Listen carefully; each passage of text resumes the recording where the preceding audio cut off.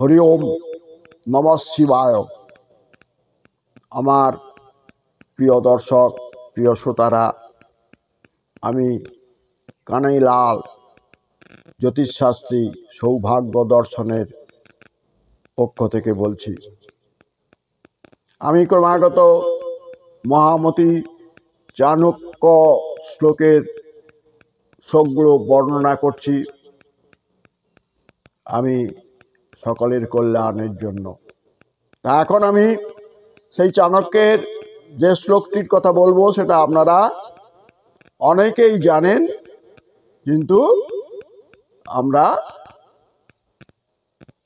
কালের প্রভাবে ভুলে যাচ্ছি। এটা আপনারা সবাই জানেন। অতি দর্পে হতালঙ্কা অতি মানে চ কৌরবা। আবার বলছি, অতি দর্পে হতালঙ্কা অতি মানে চ কৌরবা অতি দানে বলির বদ্ধ সর্বমত্যন্ত গর্হিতম সর্বমত্যন্ত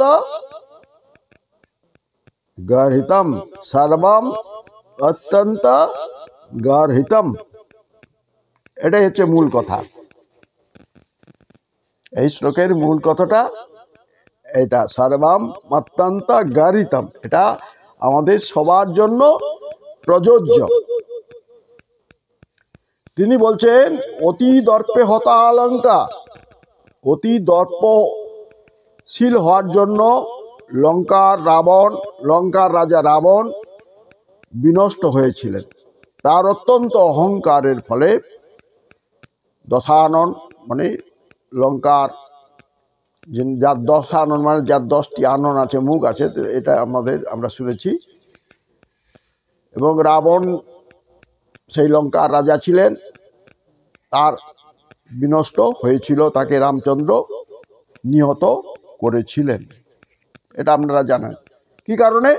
না, তার অতিরিক্ত দর্প বা অহংকার বোধ ছিল, যে আমি সবার বড়, আমার থেকে কেউ নেই, আমি সমস্ত দেব দেবতাকে বন্দি করে রাখতে পারি, আমার অধীনে এই ত্রিভুবন, আমাকে হত্যা করার কেউ নেই। তো এটাই তার অহংকার, তার দর্পের কারণ। অতি দর্পে হতালঙ্কা। এবার কৌরবদের সম্পর্কে বলছি। অতি মানে চ কৌরবা। কৌরবরা অতি মানি ছিলেন। আমরা মহাভারতের কাহিনী অনুসারে কৌরব পাণ্ডবদের যে মহাভারতের যুদ্ধ হয়েছিল সে কথা আমরা জানি। কৌরবরা ছিলেন অত্যন্ত অভিমানী, অহংকারী। এত অভিমানী বা অহংকারী ছিলেন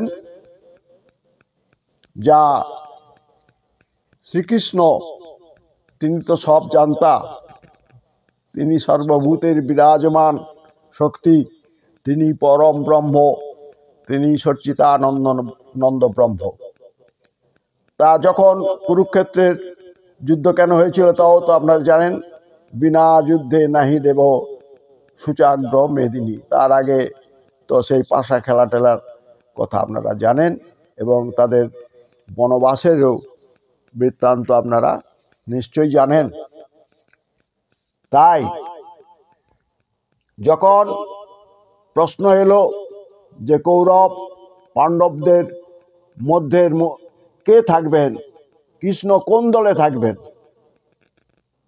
কৌরবদের পক্ষে থাকবেন না পাণ্ডবদের পক্ষে থাকবেন,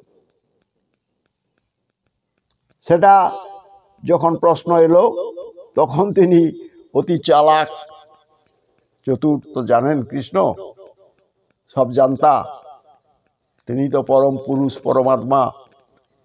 তা তিনি বললেন যে এটা দুর্যোধন আর যুধিষ্ঠিরের মধ্যে, অর্জুনের মধ্যে এটা স্থির হবে যে আমি কার পক্ষে থাকব। আমি সকালবেলা একটু গল্প বলছি, একটু শুনুন। আমি সকালবেলা নিদ্রা ভঙ্গকালে যাকে আগে দেখব আমি তারই পক্ষ নেব। তা দুর্যোধন অতি মানিক ছিলেন, অতি অহংকারী ছিলেন, দর্পশীল ছিলেন এবং তিনি রাজা পাণ্ডবদের ঠকিয়ে তিনি রাজত্ব করছেন। তার পক্ষে বড় বড় বীর আছে, ভীষ্মের মতো বীর আছে, দ্রোণের মতো গুরু আছে, আরো কত বড় বড় বীর আছেন। অতএব তার মধ্যে অহংকারও বেশি। তা তিনি ভোরের বেলা কৃষ্ণ যেখানে নিদ্রিত ছিলেন সেখানে প্রথমেই উপস্থিত হলেন। হয়ে তিনি ভাবলেন যে কৃষ্ণ আমাকেই আগে দর্শন করবে। তাই তিনি কি করলেন না, কৃষ্ণের মাথার পেছনে থাকলেন। তিনি ভাবলেন আমি রাজা, আমি পদতলে থাকবো না, এই বলে তিনি কৃষ্ণের মাথা যেখানে ছিল তার ঠিক পেছনে দাঁড়ালেন। আর অর্জুন এসে কৃষ্ণের পায়ের কাছে দাঁড়ালেন।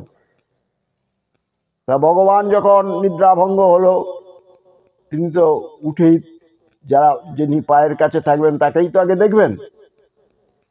তাহলে তিনি অর্জুনকে দেখলেন এবং সেখানেই ডিসিশন হয়ে গেল শ্রীকৃষ্ণ কার পক্ষে থাকবেন।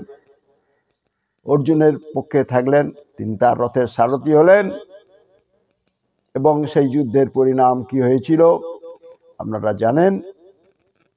সেই কৌরব বংশ ধ্বংস হয়ে গিয়েছিল। তাই অতি দর্পে হতালঙ্কা, অতি মানে চ কৌরবা, অতি দানে বলির বদ্ধ। বলি একজন দত্তরাজ ছিলেন, তিনি অতি দানের জন্য তাকে পাতাল লোকে যেতে হয়েছিল। বলি কিন্তু বিষ্ণু ভক্ত ছিলেন। তিনি দত্তরাজ প্রহ্লাদের নাম শুনেছেন, যিনি বিষ্ণুর অতি প্রিয় ছিলেন। হে প্রহ্লাদের গল্প তো আপনি শুনেছেন। তার পুত্র ছিলেন এই বলি এবং এই বলির পিতার নাম ছিল বিরোচন। বলি ছিলেন অত্যন্ত দানশীল রাজা। তিনি স্বর্গ মর্ত পাতাল দেবতাদের বরে তিনি লাভ করেছিলেন। দৈত্যরা সবসময় ব্রহ্মাকে তুষ্ট করেন বা শিবকে তুষ্ট করেন, করে তারা কঠোর তপস্যার মাধ্যমে কিন্তু তারা বর লাভ করে থাকেন। তাই সেই বর লাভের ফলে ত্রিলোকের অধীশ্বর হয়েছিলেন তপস্যার বলে। শেষ পর্যন্ত দেবতারা বিষ্ণুর কাছে উপস্থিত হলেন, কারণ বলি তার তপস্যার দ্বারা স্বর্গরাজ্য সহ ত্রিলোক অধিকার করেছিলেন। তাই তারা বিষ্ণুর শরণাপন্ন হলেন। ভগবান বিষ্ণু তখন বামন অবতারে রূপ ধরে বলির কাছে এলেন। এসে বললেন, ভিক্ষাং দেহি, ভিক্ষা দাও। বলি রাজা কিন্তু প্রতিজ্ঞা করেছিলেন যে সূর্যাস্তের মধ্যে যে আমার কাছে ভিক্ষা চাইতে আসবে আমি কাউকে ফিরিয়ে দেব না। তাই বলি বামন ছোট্ট রূপ ধারণ করে, ভগবান বিষ্ণু বামন রূপ ধারণ করেন। আপনারা জানেন এক অবতার মধ্যে বামন অবতার। সেই বামন রূপ ধরে তিনি বলির কাছে এলেন। এসে বললেন, ভিক্ষাং দেহি, ভিক্ষা দাও। বলিরাজের কানে গেল যে একটি ছোট্ট বালক ভিক্ষা চাইতে এসছে। বলিরাজ তখন দেখলেন যে এখনো পর্যন্ত সূর্যাস্ত তো হয়নি, অতএব আমাকে ভিক্ষা দিতে হবে। তার উনি ভিক্ষা দিতে রাজি হয়ে গেলেন। বলেন, বালক তুমি কি ভিক্ষা চাও? বলে, প্রভু আমি তো আর বেশি কিছু চাই না, আমার 3 পদ যেখানে যেটুকু জায়গায় পড়বে সেইটুকুই আমি চাই। বলি ভাবলেন এ তো ছোট্ট শিশু, এর 3 পা হাত কতটুকু হবে। তাই তিনি রাজি হয়ে গেলেন এবং ভগবান বিষ্ণু তখন বিরাট আকার ধারণ করলেন, স্বর্গ মর্ত্য পাতাল, তিনি এক পাদে স্বর্গ আর এক পাদে মর্ত্য। তা বলিকে বললেন, আমি এবার কি করব, এখনো তো আমার 1 পদ বাকি আছে। তখন বলি বলে, হ্যাঁ আমি যখন আপনার কাছে সংকল্প করেছি তাহলে নিশ্চয়ই আমি আপনার কাছে আমি কিছু প্রার্থনা করব। সবই তো আপনি নিয়েছেন, আপনার 3য় পদের জন্য আমার মস্তকে আপনি আমার পদটি রাখুন। দেহি পদপল্লবম উদারম, তিনি তো বিষ্ণু ভক্ত ছিলেন। তাই বলি তার আমার হচ্ছে বামন অবতারের তখন আর এক পাদ বলির মস্তকে স্থাপিত হলো এবং বলি ভূগর্ভস্থ হলেন, বলির পাতালে বন্দী হয়ে রইলেন।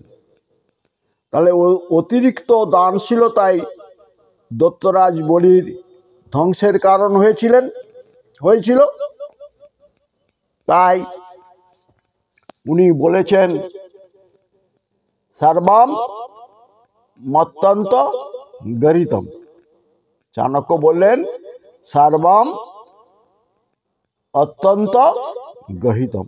প্রত্যেকটা জিনিসের একটা সীমারেখা আছে। আমরা যখন সেই সীমারেখাকে অতিক্রম করতে চাই বা অতিক্রম করি তখনই আমরা বিপদে পড়ি। সে আপনি খাদ্যকতার দিক থেকে বলুন, আচার আচরণের দিক থেকে বলুন, যে দিক থেকেই বিচার করুন না কেন, সর্বম অত্যন্ত গর্হিতম।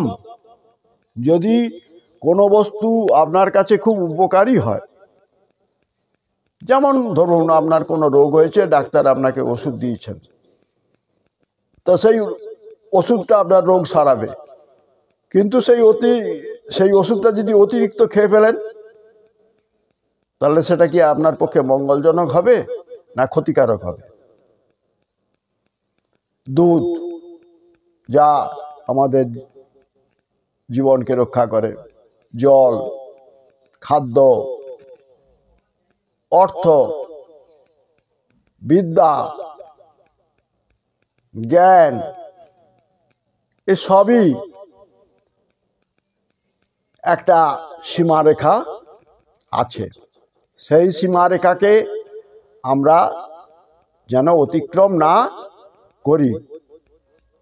প্রত্যেকটা জিনিসের মধ্যে আমরা একটা যেন ভারসাম্যতা বা ইকুইলিব্রিয়াম বজায় রাখি। যে কোনো সম্পর্কের মধ্যে এই ভারসাম্যতা থাকা উচিত। যখন আমরা সেই ভারসাম্য রেখার বা সেই লক্ষণ রেখার কে পেরিয়ে যাব তখন বুঝতে হবে সেটা আমার পক্ষে ক্ষতিকারক হবে। বুঝতে পারলেন দর্শক বা আমার প্রিয় শ্রোতাগণ? এটা খুব মূল্যবান কথা চাণক্য বলে গেছেন, সেই কথাই আপনাদের কাছে আমি বললাম।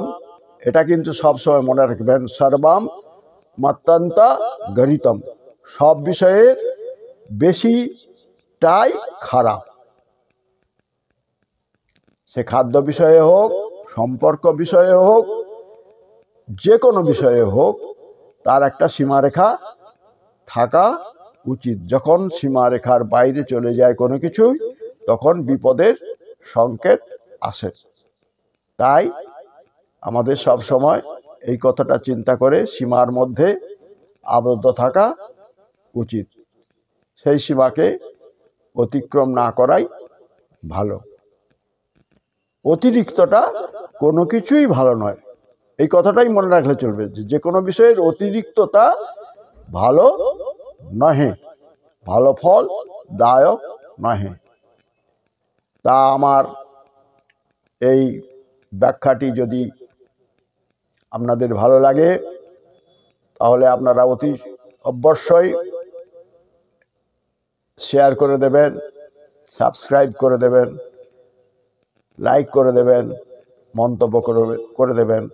এটাই আমি আপনাদের কাছে অনুরোধ রাখলাম। আপনারা সবাই ভালো থাকুন। হরি ওম নমঃ শিবায়। হরি ওম নমঃ শিবায়। হরি ওম নমঃ শিবায়। সর্বে ভবন্তু সুখিনো, সর্বে সন্তু নিরাময়া, সর্বে ভদ্রাণি পশ্যন্তু, মা কশ্চিৎ দুঃখ ভাগ ভবেৎ। আপনারা যেন আমার এই ভিডিওটাকে পুরোটা না দেখে চলে যান, এইটুকুই আমার প্রার্থনা।